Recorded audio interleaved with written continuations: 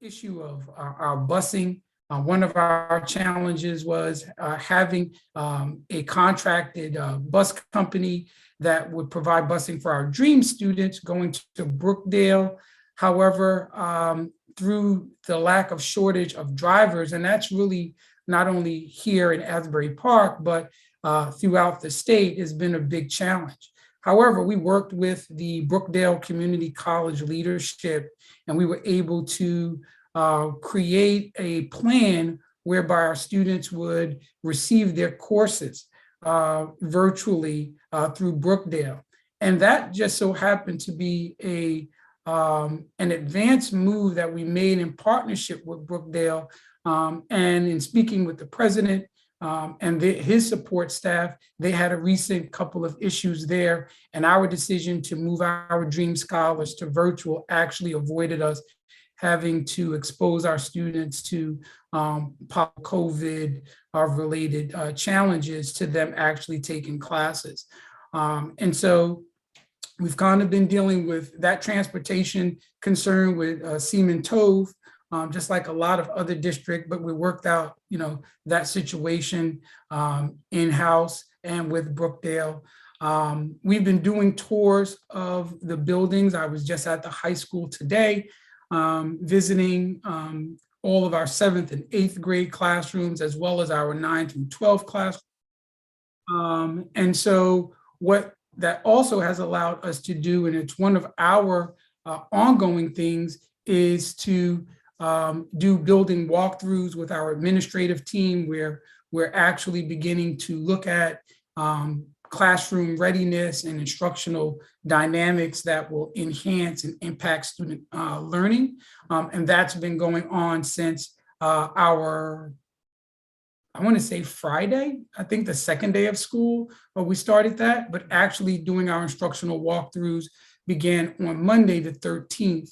And so we do that in a way by looking at what we used for evaluation is the Danielson domains, and myself and the administrators, meaning supervisors and that building principal, we tour various classrooms and we create what was called calibration of expectations, looking at classroom readiness, learning environment, in order to make sure that those going here since the first week of school, and now we're moving into our second week, and today is actually the 9th day of school. And so one of the things that we've also been doing is making sure that we've been looking at our safety and security in terms of our students and staff wearing masks. We've been sending out and providing updates related to, as well as offering inside the building. That's the only thing that we can really control in terms of making sure that everyone is safe, along with our cleanliness procedures and processes that we have here in the district. And so that's where we are. I know there's been, I would say, our first week with coming back after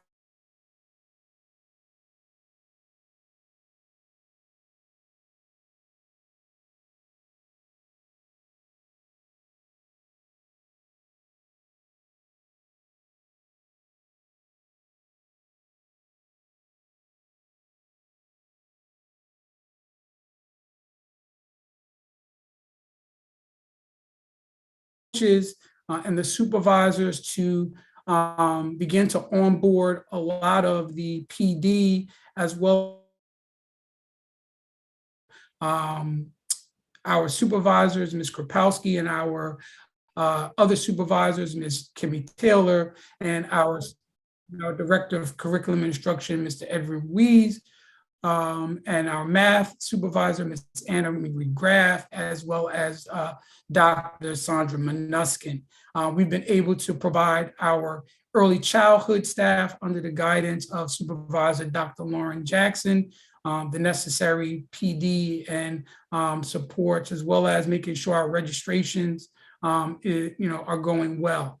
So that's where we are at this present point, 9 days into the school year. Again, we're coming back off of 18 months of not having full in-time, in-person instruction.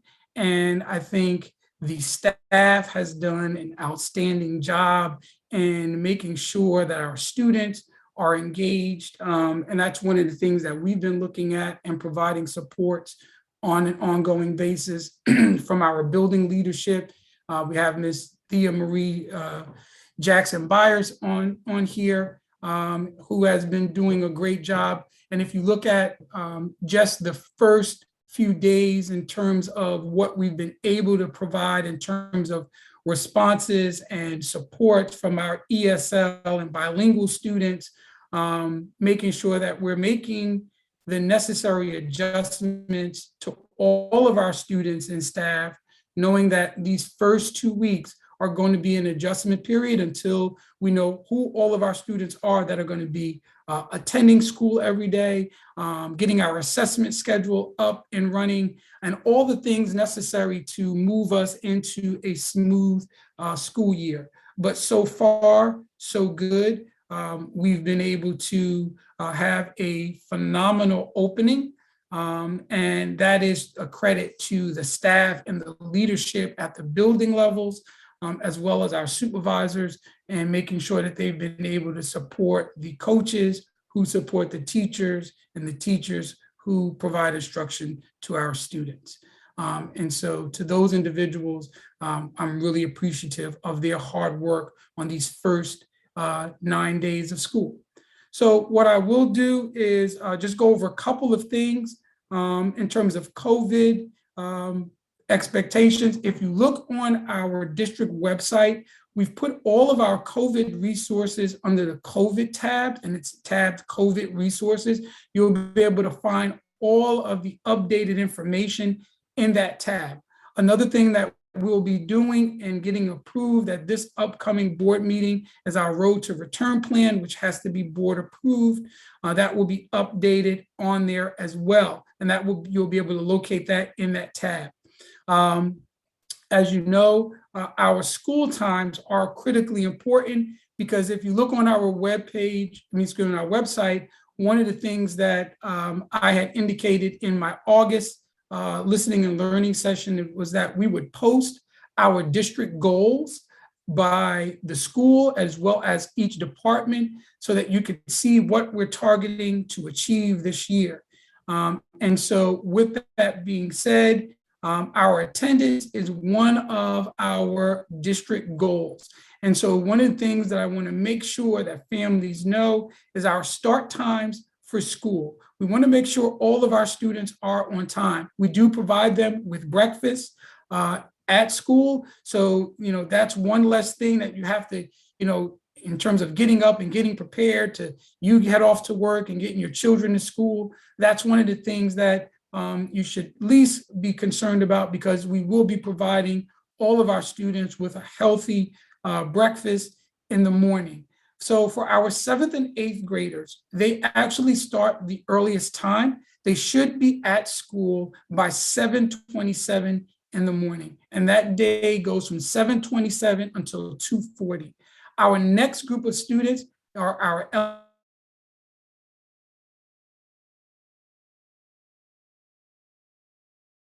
until 2:20. And our high school from 9 to 12 is from 9 a.m. until 3:30.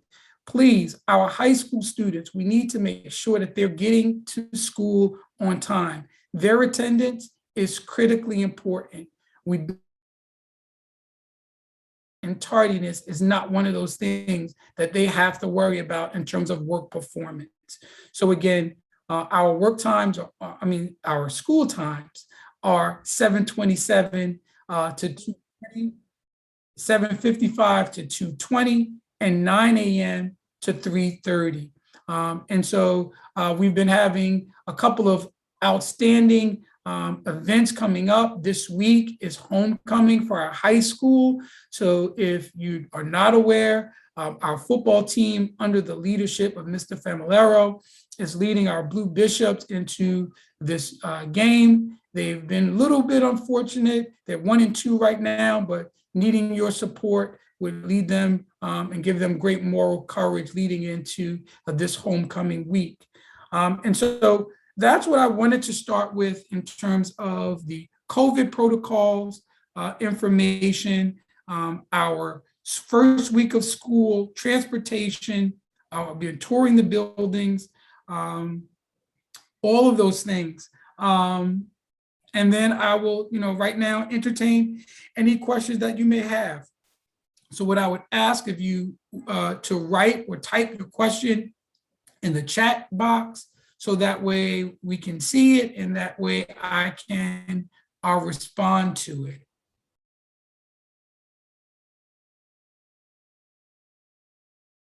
And if you are on here, Ms. Shanta Jackson is actually our controller. So if you have a question, just, you can raise your hand and she'll unmute you and you can go from there. Dr. Adams, I'm actually having some computer issues. So I asked Dr. Jackson to back me up in case I can't see everyone. But I see that Ms. Tracy Rogers has her hand raised. Ms. Rogers, can you unmute yourself? It's Mr. Rogers. Oh, Mr. Rogers, I'm sorry. That's okay. I am first like to introduce myself to the superintendent and the rest of the staff. I see this on there. A lot of people don't know me. I don't have kids in the school district, but I'm one of the advocates for the affordable housing in Berry Park. And I built up a relationship with a lot of the people in the community from the work I've been doing. And in this work, one of the things I have to meet is a lot of our Black and brown parents and a lot of issues that they deal with housing, but also school. And I get quite a few phone calls on different issues. And I got a couple for the last couple of days. And I'm not trying to be critical.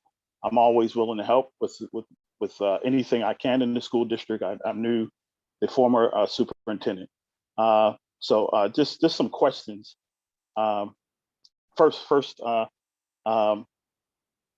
one of the stories I have about my relationship with the school district is when I first got to Asbury, I had a roommate and she had kids in the high school.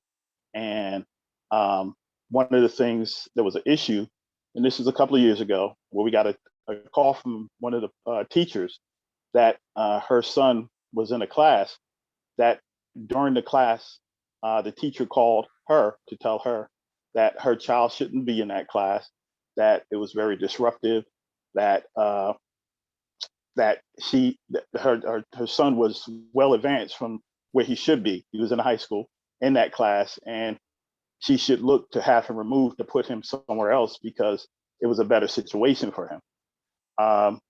This did encourage me to go with her to the school to address this issue. And we found out that there were issues. And one of the things might come up that a teacher called during the middle of the class to call a parent. And one of the things that I found that if we have those type of teachers in the school that will reach out and let parents know what's going on. So I want to know first, Dr. Adams, what type of relationship are we having with the teachers, communication? Because I'm understanding from looking at certain blogs and different things coming up that there's a communication issue. Is there a communication issue that we need to address to make sure that we're all working on the same page, looking to make sure if kids have issues, we're addressing them as effectively as possible to look at getting whatever problem solved? Also, I heard that there were some issues with scheduling for the high schoolers. Has that been addressed? And also, what are we doing to make sure that we're opening up a better relationship with the community to address some of the needs of our kids, especially Black and brown, because they are economically disadvantaged in this community? Okay, Mr. Rogers, thank you very much for those for that narrative as well as your questions. So let me address a couple of them, and if I um, miss out on one of your questions because you had a few there, I'm sure you can just type those bullets in there so I can make sure that I address them. So the first one is about the community relationship or the staff relationship.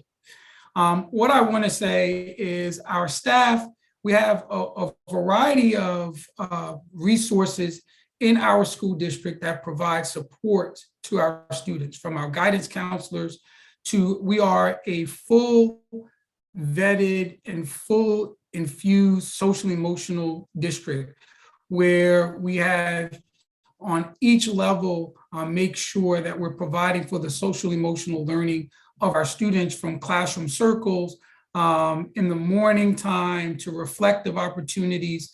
And so those relationships and those interactions with students that may have concerns with behaviors or the like, we've been doing social emotional learning for a number of years, going on maybe about seven to 8 years, I know, since I've been here. In terms of the staff involvement, we have a staff that is involved. Again, I would not put any stock in anything that you read in a blog, because any blog that is vetted by and focused on dismantling public education to the advantage of charter, to me, is problematic, as well as when you use anonymous sources. Again, if you're credible and you are standing behind that, then it's not something that we are not going to address. But to use sophomoric tactics and to use other things, as I said on my personal my personal Instagram, as well as my Twitter, I was only going to respond that first and only time. And so because you asked this question, I'm actually breaking that promise to myself and to everyone in addressing the foolishness and the ignorance of that blog. Again, I'm a Raiders fan, diehard, been 37 years, so Raider Nation. So to me, we have been working on our schedules, and I would say to any class, and most of the teachers that are on here today, they've seen me in their classrooms either today or in their buildings.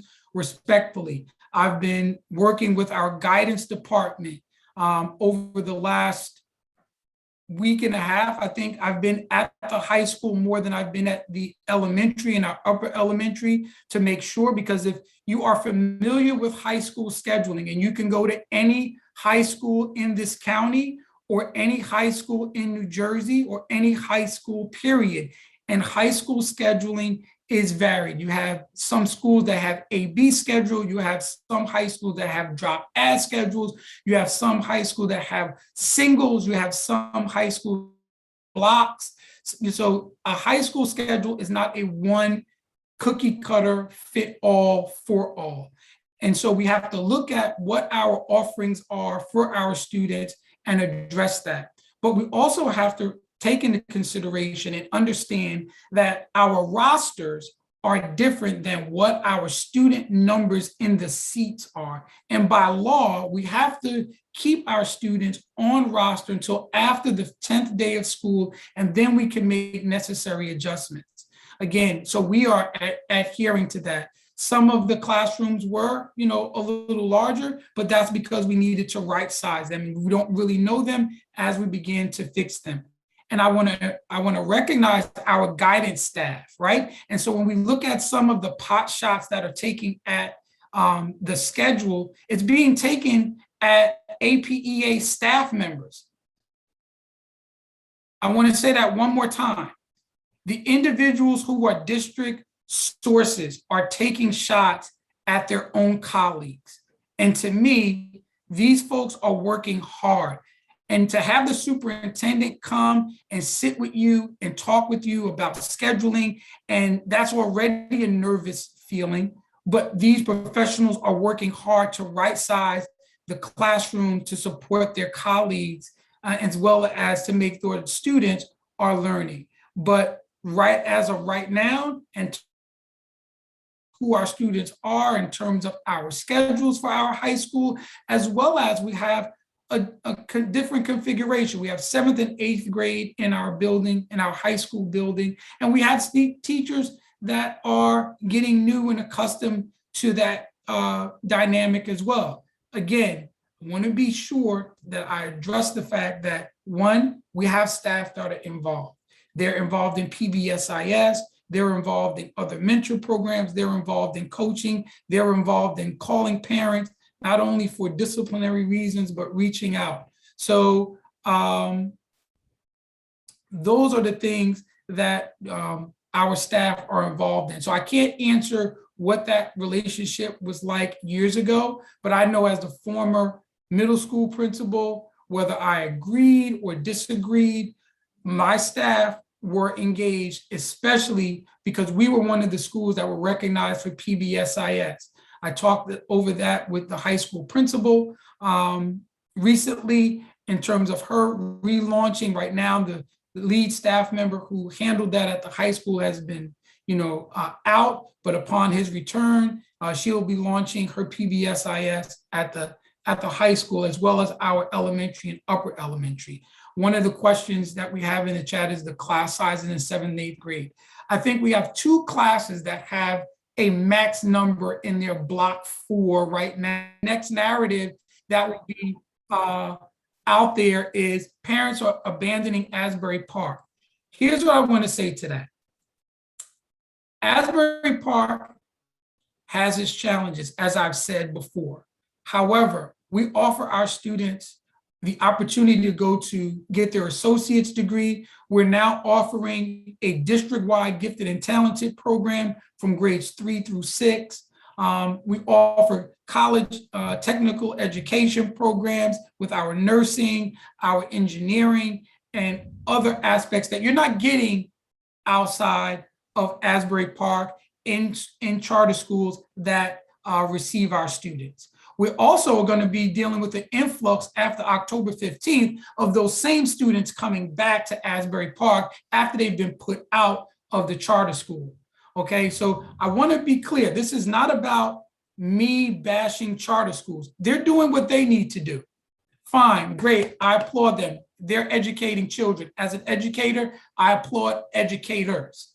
However, we have a job here, right? And I say to anyone, and I said before, that the staff here work extremely hard, knowing that over the last several years, we've lost almost $24 million.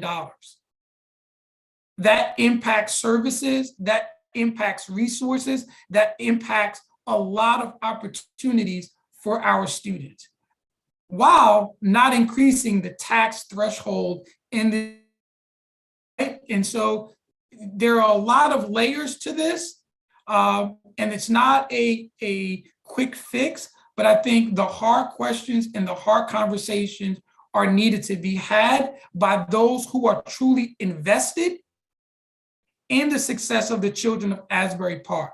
And so again, I am very clear that the staff that are working on the schedules, the staff that are providing services to our ELL students who are newly into this country, the staff that are providing resources and services to our special ed students are working their behinds off. They're damaging the work hard colleagues. And to that is what's troublesome. Because I know that I've had many disagreements with staff as a building principal. I've had disagreements as a director with building administrators. However, the bottom line has always been about us putting the best product in front of our students and the best opportunity for our students here in Asbury Park. Any other questions? And I thank you, Ms. Summerlin, for that question.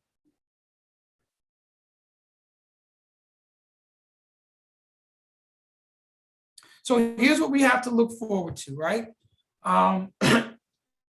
One, we have to look.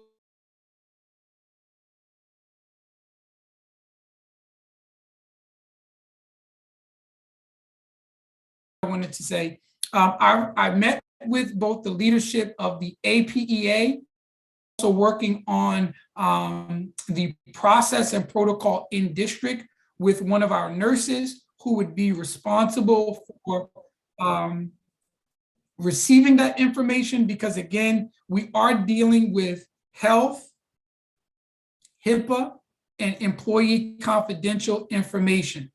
And so the one thing that we want to make sure that this is not public access to confidential records and the like, because we want to make sure that not only are we respecting the health and privacy of the staff, but we're also respecting and protecting the privacy of our students as well. And that goes in, that includes student records with student ID numbers that are easily identifiable to who those students are. When we photocopy things from Genesis while redacting the student's name, but leaving their student ID numbers on there.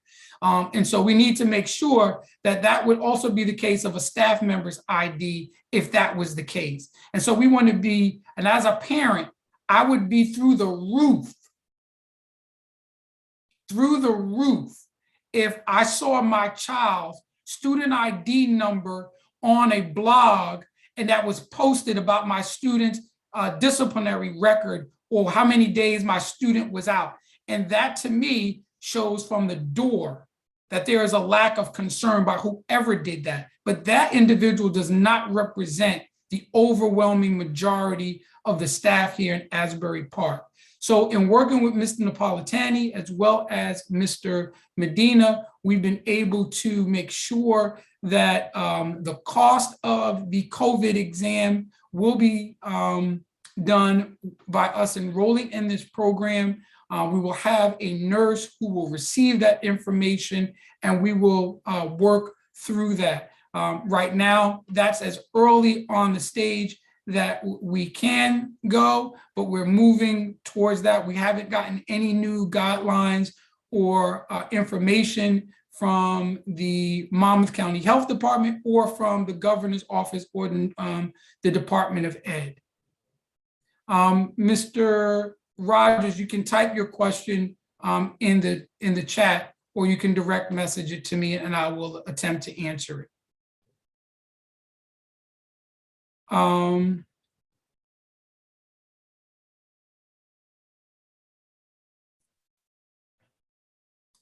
So I don't see any other questions.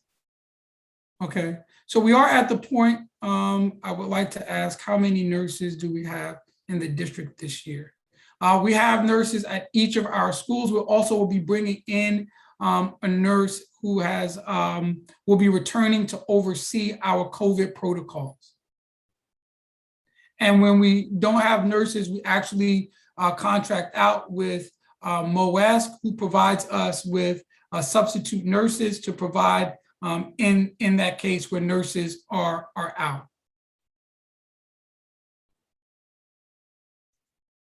Ms. Summerlin has her hand raised. And the nurse at the parent center and one at preschool. Thank you, Dr. Jackson. So we also have a nurse at the parent center who's also helping with our registration as well as one for preschool.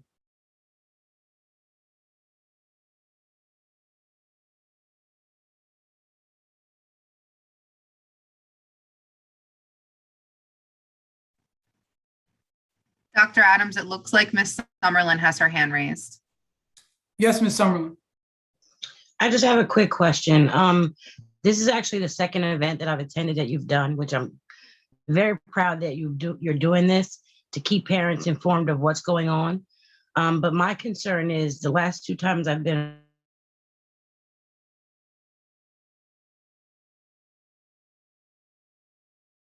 in regards to these meetings, for them to actually attend the meetings to kind of hear what's going on. Because I know a lot of them don't use social media like they say, or a lot don't check the school's website. So is there any other solution that you'll have moving forward in order to reach more of our parents to be a part of what you're doing now? So thank you for that question. One of the things that we have been doing, even with this, is broadcasting it on our social media. So you'll hear it recorded. So it'll be on YouTube, it'll be on our Instagram, it'll also be on our district's webpage. With back to school night and our next one happening next month, we'll make sure that next week that that date is given to each of the schools, so that way they can, page. So it's, not just this may be once a month, but each week I'm putting out some communication to families, to the district about what's going on. That hasn't typically been done. And I know that, there's more one way to skin a cat, but at this particular point, I'm really trying as consistently as possible with not only giving a monthly listening and learning session, but I also made videos that are posted on my Asbury Park Instagram, that are on my Twitter, that are on the district's webpage. So, and it's retweeted and reshared as much as we can possibly do. So parents have access to it, and it's staying there. And so if you look back on our webpage, there are a number of Blue Bishop bulletins that really are weekly, and they're really given a good chronology of where the question is, it seems there is a belief that there is an issue with the staff if a member of the staff don't feel they can speak up. Again, these are all points from that blog about retaliation, and I want to say this as well. Accountability and retaliation are two different ends of the spectrum. We have been a district that has lacked accountability and consistency and continuity for as long as I've been here. I am not going to speak about my predecessors, either Ms. Gray or Dr. Repollet. They were their own type of leaders, and they led the way that they felt was best to lead Asbury Park. I am not them. As I've said, I do not, and I will not sacrifice the success of students for the comfort of adults.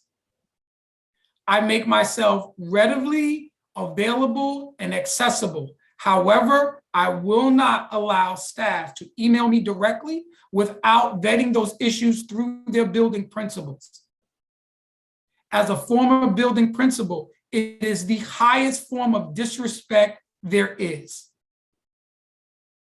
I do not and will not entertain anything that has not been vetted through the building principal. That was one of the things that I had with a conversation that I had with the president of the APEA in terms of scheduling concerns, that teachers who have scheduling concerns should forward those directly to the building principal and put them in writing. If those concerns were elongated and persisted, then that's when I would be made aware of them. And I've been already involved in making sure that these issues are not prolonged. But we're working together as a unit, myself working alongside the guidance department, who are working hard, myself working alongside the building principals, as well as our person, Laura, who oversees our Genesis. So this is an all hands on deck, multi minds trying to problem solve. So the notion that people are afraid of speaking up because of retaliation, that is about entitlement. And that entitlement has nothing to do about children. That's about adult comfort, because they don't have to come to me about their issues. And I can speak about all of the building administrators, from Ms. Thea Jackson Byers to Ms. Kathy Baumgartner to Mr. Perry Medina. They are about building relationships in their building, as well as the supervisors who support them and support our teachers and our teacher coaches about resolving issues. So that is not about retaliation. I the acting superintendent evaluate principals and the executive staff. I do not complete evaluations on teachers. So I want to be clear. Okay. And so the communication issue is about instilling and reinstilling protocols in this district, as well as not superseding the authority and the leadership in our buildings. And that is a non-negotiable, and that I'm unapologetic about. That's a great, so I hope I answered that question. Question is this Ms. Maureen? I hope this is Ms. Maureen Casey, our retired educator. That's a great point. Also, parents of special educators should have a meeting required by the state. Okay. Yes, we are in the process, and we've been working with our special needs department, with our new supervisor, Ms. Pinto, as well as Mr. Bramley. We have been fortunate to select a new director of special services, Ms. Bonnie Lau. She'll be coming, if luckily board appointed and board approved, this upcoming week. Will start here with us and have a transition time to work with Mr. Bramley, as well as to come around and get to know the special needs department, special services department. And so we are going to be working hand in hand and continuing to do the work that has been going on in the last year, as well as making sure we don't have any issues moving forward with some of these needs, special needs challenges that we've had in the past.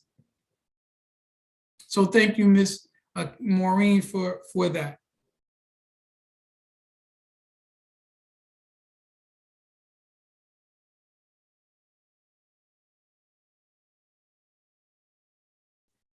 So Ms. Nina, okay, this ratio of 7th to 8th grade is 16-1. How will this be resolved? 16, normally that's 16 students to 1 staff. That's actually a very low number.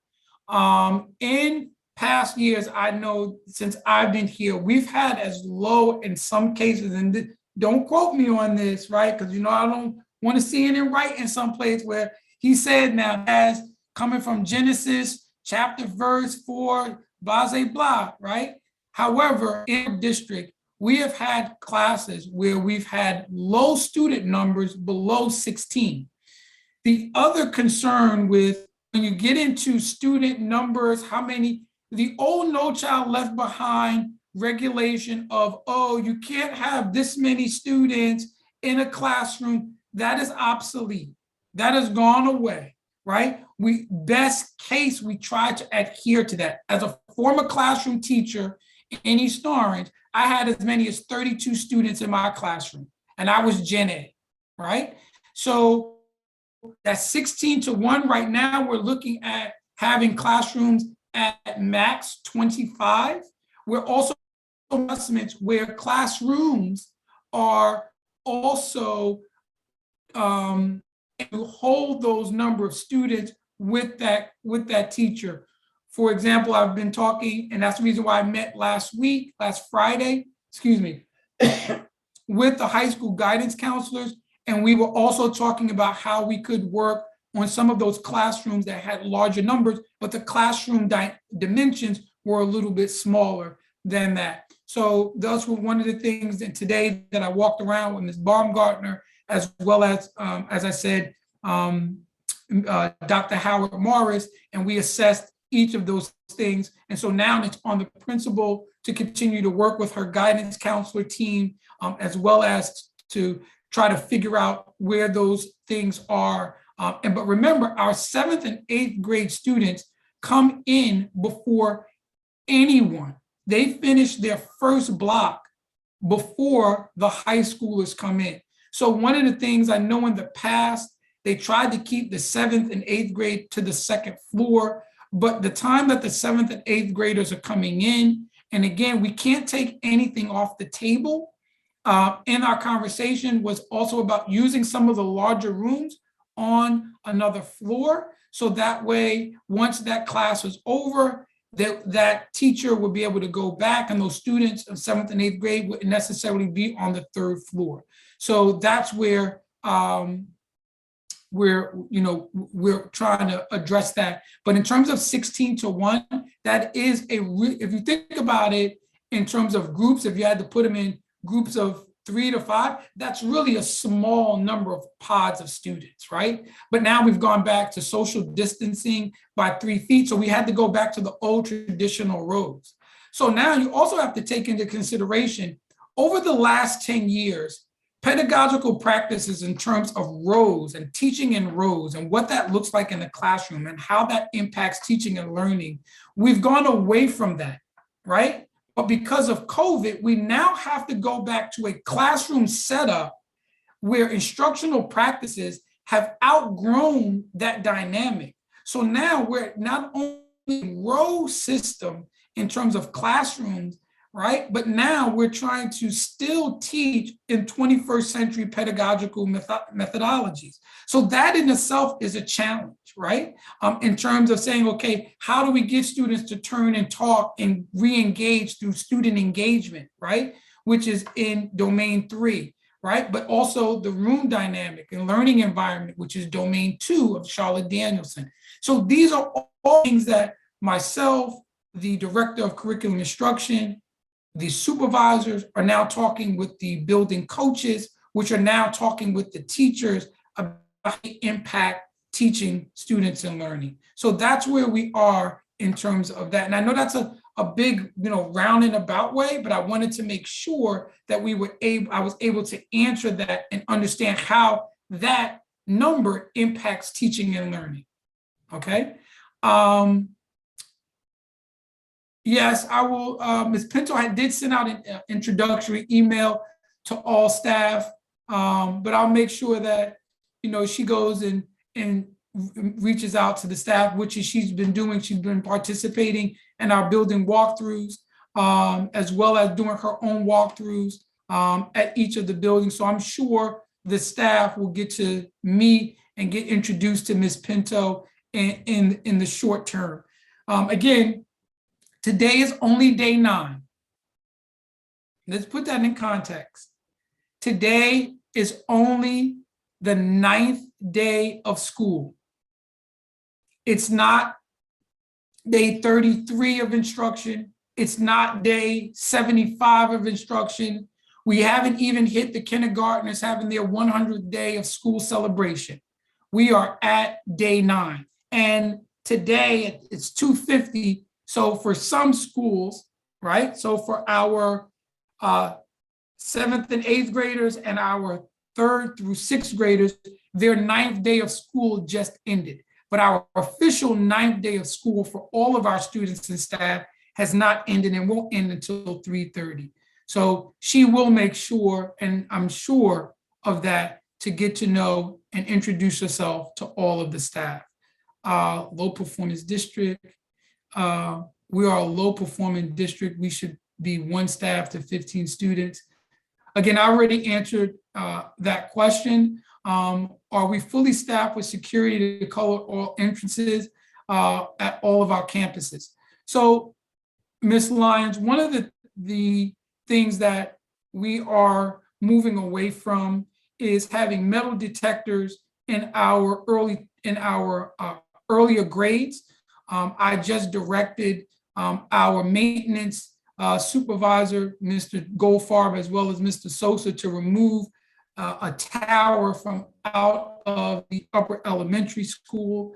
Yes, we have our full complement of safety officers at each of our buildings. I've seen them on each of the floors upon entrancing, as well as the high school. I was there today with a full slate of safety officers on all of our floors and entrances and doing the various checks of students and their belongings at the high school, which are our safety and security procedures, and which we've been following. So I hope I answered that question, Ms. Beverly. And thank you for that question. Excuse me, Ms. Lyons, and thank you for that question.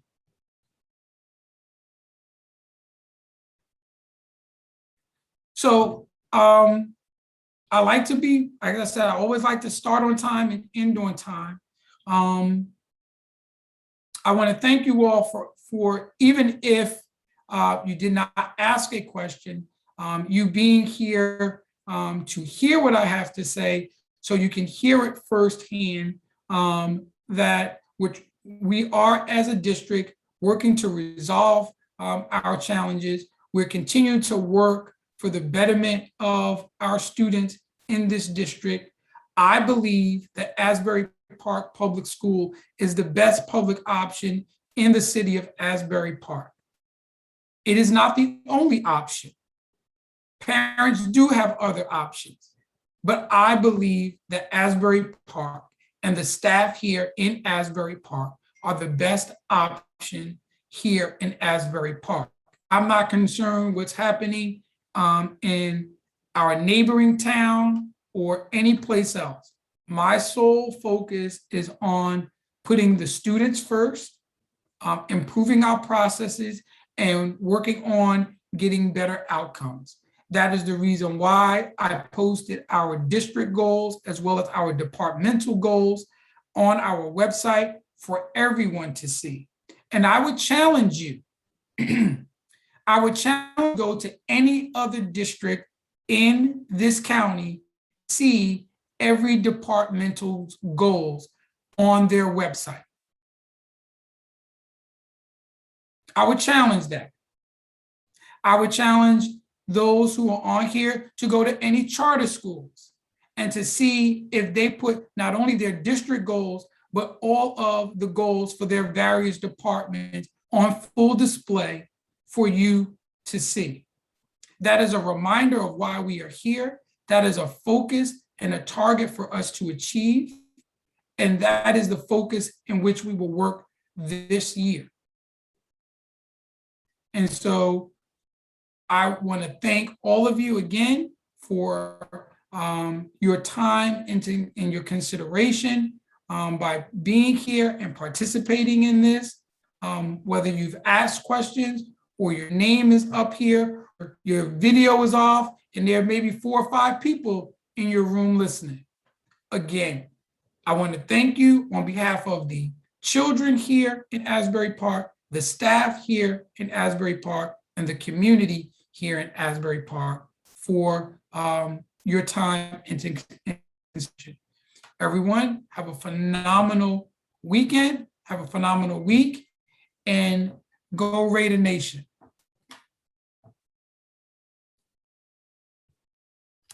Blue Bishops.